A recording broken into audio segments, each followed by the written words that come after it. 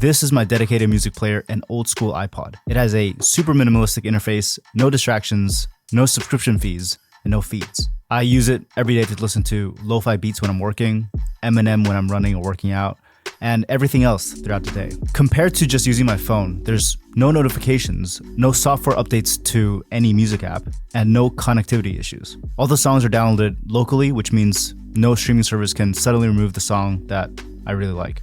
It helps me leave the phone at home more often, which is a habit I've come to appreciate. For example, it's really nice to go for a walk with this because I can really focus on whatever it is I'm listening to. I can listen to audiobooks, podcasts, and it even has some space for some videos. I have a few of my favorite talks on here that I listen to occasionally. Recently, I've started to appreciate single-use devices a lot. And in a way, I feel like it makes my life a lot simpler and makes me more intentional with my device usage. As someone who really values digital minimalism and reducing distractions, this is something that I found to be a surprising addition to my life. I use it in my car when I go for a run or walk, or just anytime throughout the day. I use an iPod Classic on my desk docked for music. I've set it to play a playlist at a certain time, and I usually use my iPod Nano when I go out. So about a year ago, I started thinking about how music used to be consumed.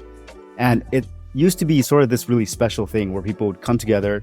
Sometimes you would see people line up in front of a record store the night before just for the release of an album.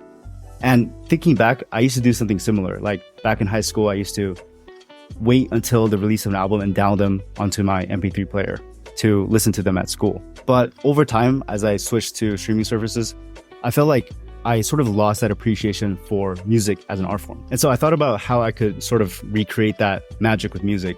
And the iPod is sort of my solution to that.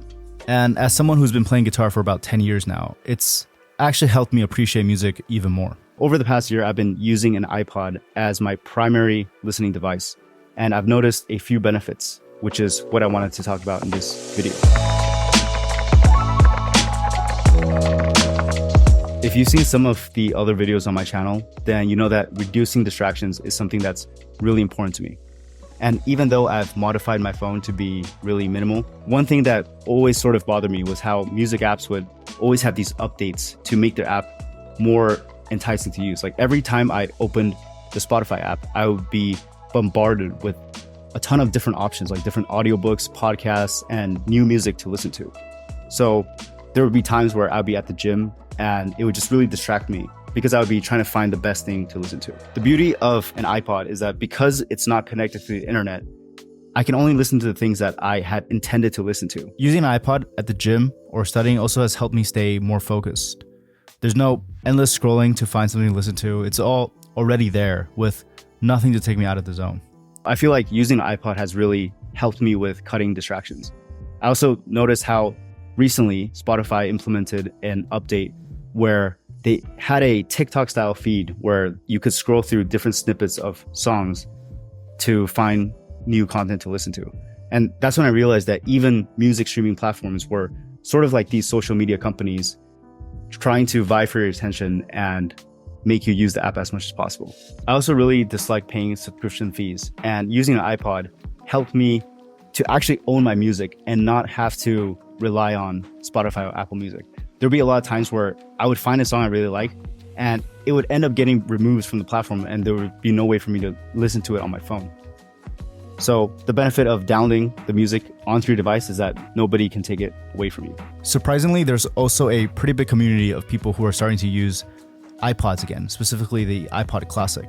Like, you can easily get an iPod Classic that's modified with a haptic engine, nearly 2 terabytes of storage, and a higher quality DAC. Initially, I got the iPod Classic, which I think has the best design.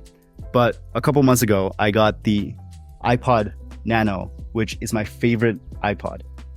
Even though it only has 16 gigs, like the max size only has 16 gigs, I actually think that's a benefit because it forces me to be more intentional about the music and podcasts that I want on here. The 3 things I really like about the iPod Nano is, first, it has Bluetooth. So not only can you connect it to a wired headphone, you can also connect it to AirPods and any other modern headphone, whereas this one you cannot. The second is battery life. So I only need to charge this maybe once a week or even less if I'm not using Bluetooth, which is really nice because I don't need to think about it. And the third reason is the form factor. So I think this has one of the best designs and portability. Recently, I ran my first marathon, and the entire time I just carried this versus my friend who had to hold his phone and run the whole time.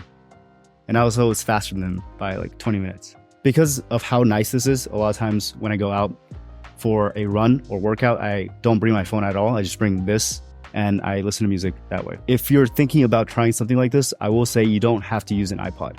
Back in college, I used a $20 MP3 player to listen to Japanese music and podcasts, which works perfectly fine. Nowadays, I usually get song recommendations from friends, which I feel like is also a way to help me connect with people better. It's also a great conversation starter because I can just hand it over to a friend and have them check out my music collection or listen to some songs. That's pretty much it. Let me know in the comments if you try something like this. This is also my new setup from my office for the business that I'm working on with my co-founder in the back.